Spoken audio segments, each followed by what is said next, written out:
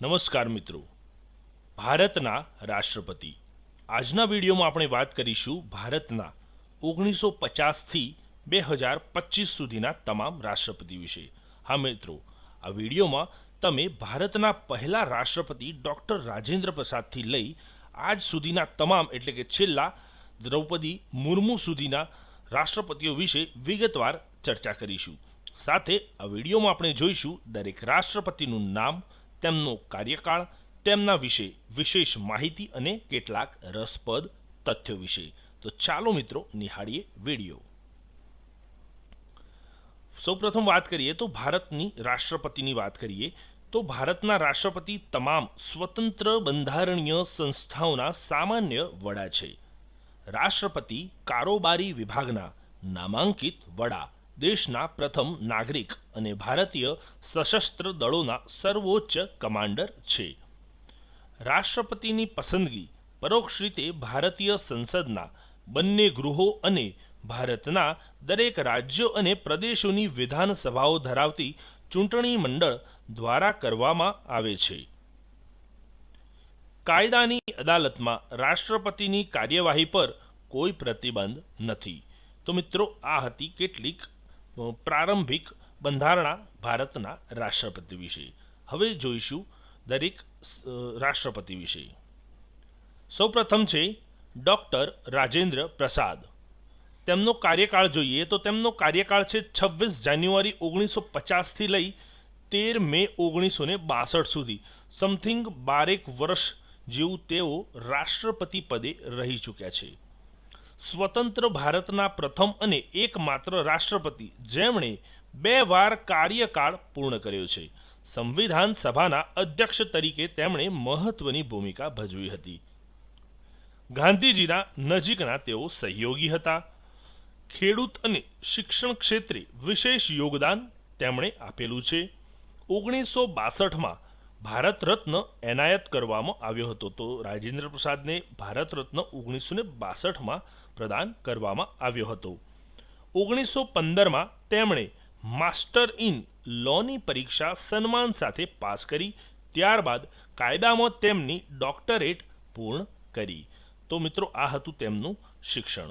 તો હવે જોઈશું બીજા છે ડૉક્ટર સર્વપલ્લી રાધાકૃષ્ણન।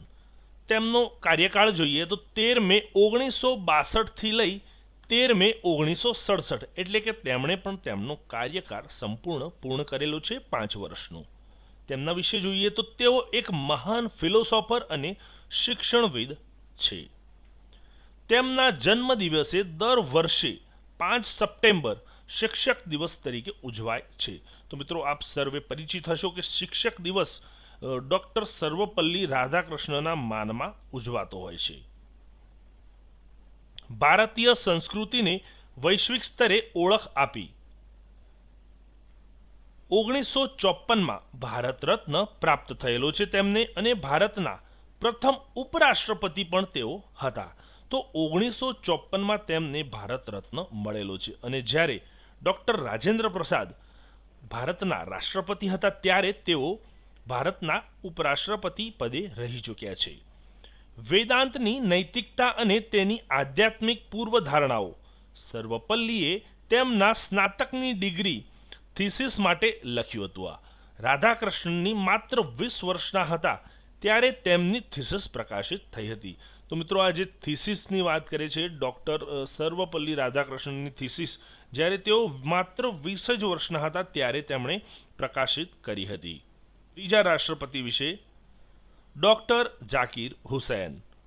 તેમનો કાર્યકાળ જોઈએ તો 13 મે 1967થી લઈ 3 મે 1969। ભારતના પ્રથમ મુસ્લિમ રાષ્ટ્રપતિ છે તેઓ અર્થશાસ્ત્રી અને રાજનેતા હતા। અલીગઢ મુસ્લિમ યુનિવર્સિટીના ચાન્સેલર તરીકે તેઓ ઓળખાયા છે। 1926માં યુનિવર્સિટી ઓફ બર્લિનમાંથી અર્થશાસ્ત્રમાં ડોક્ટરેટની પદવી તેમણે મેળવી હતી। કાર્યકાળ દરમિયાન અવસાન પામનાર પ્રથમ રાષ્ટ્રપતિ તેઓ હતા। તો મિત્રો, તેમનો જે કાર્યકાળ છે 1967થી લઈને 1969 એટલે કે તેઓ માત્ર 2 વર્ષ રાષ્ટ્રપતિના પદે રહ્યા અને ત્યારબાદ કાર્યકાળ દરમિયાન જ તેઓ અવસાન પામ્યા હતા. 1963માં ભારત રત્ન તેમને પ્રાપ્ત થયેલો છે અને શિક્ષણ ક્ષેત્રે તેમનું નોંધપાત્ર યોગદાન રહ્યું છે. નેક્સ્ટ જોઈએ. નેક્સ્ટ છે વરાહગીરી વેંકટગીરી. તેમનું તે પોતે વીવી ગીરીના નામથી ઓળખાય છે. તેમનો કાર્યકાળ જોઈએ તો 24 ઓગસ્ટ 1969થી લઈ 24 ઓગસ્ટ 1974 છે. તેમણે પણ પૂરો કાર્યકાળ પૂર્ણ કરેલો છે. વીવી ગીરી એક રાજનેતા અને કાર્યકર્તા તથા શ્રમિક ચળવળના જાજરમાન નેતા હતા. 1913થી 1916ની વચ્ચે ઓનરેબલ સોસાયટી ઓફ કિંગ્સ ઇન્સ ડબલિનમાં તેમણે અભ્યાસ પૂર્ણ કર્યો. ભારતીય મજૂર સંગઠનોને સંગઠિત કર્યા. ભારતના પ્રથમ સ્વતંત્ર ઉમેદવાર તરીકે ચૂંટણી જીતનાર તેઓ પ્રથમ રાષ્ટ્રપતિ છે. ઉપરાષ્ટ્રપતિ અને કાર્યકાળ દરમિયાન કાર્યકારી રાષ્ટ્રપતિ પણ તેઓ રહ્યા છે. 1975માં ભારત રત્નથી તેઓ સન્માનિત છે. તો તેમને 1975માં ભારત રત્ન એવોર્ડ પ્રાપ્ત થયો હતો. નેક્સ્ટ જોઈએ. નેક્સ્ટ છે ફાખરુદ્દીન અલી અહેમદ. તેમનો કાર્યકાળ જોઈએ તો 24 ઓગસ્ટ 1974થી લઈ 11 ફેબ્રુઆરી 1977 સુધી છે. મતલબ એમને 3 વર્ષ રાષ્ટ્રપતિ પદે રહી કામગીરી કરી છે. ભારતીય વકીલ અને તેઓ એક રાજનેતા હતા. ભારતના દ્વિતીય મુસ્લિમ રાષ્ટ્રપતિ અને કોંગ્રેસના તેઓ વરિષ્ઠ નેતા હતા. કાર્યકાળ દરમિયાન તેઓ પણ અવસાન પામ્યા હતા. મતલબ તેમને 3 વર્ષનો કાર્યકાળ થયા બાદ તેઓ ડ્યુટી પર હતા અને અવસાન પામ્યા છે. નમ્ર સ્વભાવ અને લોકપ્રિયતા. તો તેમનો સ્વભાવથી તેઓ અને તેમની લોકપ્રિયતાથી ખૂબ જ ઓળખાતા હતા. તેમનું શિક્ષણ સેન્ટ સ્ટીફન કોલેજ દિલ્હીમાં પૂરું કર્યું હતું. તેમણે કેમ્બ્રિજની સેન્ટ કેથરીન કોલેજમાં ઇતિહાસનો અભ્યાસ કર્યો. નેક્સ્ટ જોઈએ. નીલમ સંજીવ રેડ્ડી. તો તેમનો કાર્યકાળ વિશે વાત કરીએ તો 25 જુલાઈ 1977થી લઈ 25 જુલાઈ 1982 સુધી તેમણે રાષ્ટ્રપતિ પદે રહી કામગીરી કરી હતી. આંધ્રપ્રદેશના મુખ્ય નેતાઓમાંના તેઓ એક છે. લોકસભાના અધ્યક્ષ તરીકે પણ તેમણે સેવાઓ આપી છે. જનતા પાર્ટીના સમયમાં રાષ્ટ્રપતિ તેઓ બન્યા હતા. સરળ અને નિષ્ઠાવાન રાજકારણી, રાજકીય સામંજસ્ય સ્થાપક છે તેઓ. અને 1958માં વેંકટેશ્વર યુનિવર્સિટી તિરુપતિ તરફથી માનદ ડોક્ટર ઓફ લોઝની ડિગ્રી આપવામાં આવી હતી. તો તેમને પીએચડીની ડિગ્રી 1958માં મળી હતી. એટલે કે ડોક્ટરેટની ડિગ્રી 1958માં તેમને મળી હતી. હવે નેક્સ્ટ જોઈએ. જ્ઞાની જૈલસિંહ. તેમનો કાર્યકાળ જોઈએ તો 25 જુલાઈ 1982થી લઈ 25 જુલાઈ 1987 સુધી તેમણે રાષ્ટ્રપતિ પદે કામગીરી કરી છે. ભારતના પ્રથમ શીખ રાષ્ટ્રપતિ અને લોકપ્રિય નેતા તરીકે તેઓ ઓળખાતા હતા. પંજાબના મુખ્યમંત્રી તરીકે તેઓ રહ્યા છે. ઇન્દિરા ગાંધીના વિશેષ સમર્થક પણ છે તેઓ. 1984માં ઓપરેશન બ્લુ સ્ટાર અને ઇન્દિરા ગાંધી હત્યા દરમિયાન તેઓ રાષ્ટ્રપતિ પદે હતા. જ્ઞાનીનું બિરુદ આપવામાં તેમને આવ્યું હતું કારણ કે તેઓ અમૃતસરની શહીદ શીખ મિશનરી કોલેજમાં ગુરુ ગ્રંથ સાહિબ વિશે શિક્ષિત અને શીખ્યા હતા તેઓ. તો તેના કારણે તેમને જ્ઞાનીનું બિરુદ આપવામાં આવ્યું હતું. નેક્સ્ટ જોઈએ. નેક્સ્ટ છે રામાસ્વામી વેંકટરમન. આર વેંકટરામન. તેમનો કાર્યકાળ જોઈશું 25 જુલાઈ 1987થી લઈ 25 જુલાઈ 1992. એટલે કે તેમણે પૂરો 5 વર્ષનો કાર્યકાળ પૂર્ણ કરેલ છે એઝ રાષ્ટ્રપતિ તરીકે. એક અનુભવી વકીલ, ભારતીય સ્વતંત્રતા કાર્યકર્તા અને રાજનેતા હતા. અર્થશાસ્ત્રમાં તેમની માસ્ટર ડિગ્રી મેળવી હતી. બાદમાં તેમણે લો કોલેજ મદ્રાસમાં કાયદાનો અભ્યાસ કર્યો હતો. પહેલા કેન્દ્રીય મંત્રી, રાજ્યપાલ અને લોકસભા અધ્યક્ષ તરીકે કામ કર્યું છે. મહત્વપૂર્ણ આર્થિક સુધારાઓના સમયમાં રાષ્ટ્રપતિ રહ્યા છે તેઓ. પ્રશાસન ક્ષેત્રે સારી સમજૂતી અને સરળ અને પ્રતિષ્ઠિત તેઓ વક્તા હતા. તો આ હતા રામાસ્વામી વેંકટરમન. હવે નેક્સ્ટ જોઈશું ડૉક્ટર શંકર દયાળ શર્મા. તેમનો કાર્યકાળ જોઈએ 25 જુલાઈ 1992 થી લઈ 25 જુલાઈ 1997, એટલે કે આમણે પણ 5 વર્ષનો કાર્યકાળ પૂર્ણ કરેલ છે. મધ્યપ્રદેશના વરિષ્ઠ નેતા, શાંતિપ્રિય નેતા તરીકે તેઓ લોકોને યાદ રહે છે. ઉપરાષ્ટ્રપતિ પણ તેઓ રહી ચૂક્યા છે. કાનૂની જ્ઞાન ધરાવતા તેઓ નેતા છે. રાજકીય આચરણમાં ઉચ્ચ સ્તર જાળવેલું છે. તેમણે 1942ના ભારત છોડો આંદોલનમાં તેમણે ભાગ લીધો હતો. કેમ્બ્રિજને ફિટ્સ વિલિયમ કોલેજમાં કાયદાનો અભ્યાસ કર્યો હતો.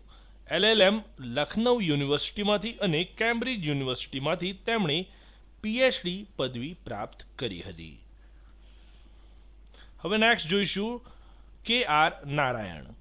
તેમનો કાર્યકાળ જોઈએ તો 25 જુલાઈ 1997 થી લઈ 25 જુલાઈ 2002, એટલે કે તેમણે પણ 5 વર્ષનો કાર્યકાળ પૂર્ણ કરેલ છે રાષ્ટ્રપતિ તરીકે. તેમના વિશે જોઈએ તો તેઓ ભારતના પ્રથમ દલિત રાષ્ટ્રપતિ છે. અનુભવીઓ ડિપ્લોમેટ અને ચીનમાં રાજદૂત તરીકે પણ તેઓને સેવા આપેલી છે. ન્યાય, સમાનતા અને સ્વાતંત્ર્ય માટે તેમણે અવાજ ઉઠાવ્યો હતો. વોકિંગ એન્સાયક્લોપીડિયા તરીકે તેઓ ઓળખાતા હતા. એટલે કે KR નારાયણ લાઇબ્રેરીના મિત્રો તેઓ ખૂબ જ શોખીન હતા. તેના કારણે તેમના જોડે ભાથું એટલું બધું હતું કે તેઓ વોકિંગ એન્સાયક્લોપીડિયા તરીકે પણ તેઓ ઓળખાતા હતા. કોચેરિલ રમણ નારાયણ, જે તેમનું પૂરું નામ હતું. કોચેરિલ રમણ નારાયણ એક રાજનેતા અને શિક્ષણશાસ્ત્રી હતા. લંડન સ્કૂલ ઓફ ઇકોનોમિક્સમાંથી રાજકીય વિજ્ઞાનમાં વિશેષતા સાથે અર્થશાસ્ત્રમાં સ્નાતકની ડિગ્રી તેમણે મેળવી હતી. નેક્સ્ટ છે ડૉક્ટર APJ અબ્દુલ કલામ.